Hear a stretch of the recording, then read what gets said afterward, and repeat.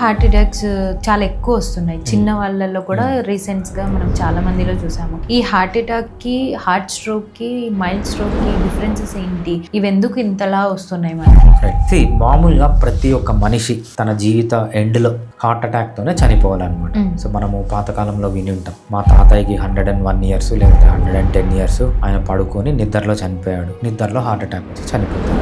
So ప్రతి ఒక్క మనిషి తన లైఫ్ ఎండ్లో హార్ట్ అటాక్ తోనే చనిపోతారు. అది న్యాచురల్ డెత్ అంటాం అనమాట. ఎప్పుడు 100 ఇయర్స్ తర్వాత.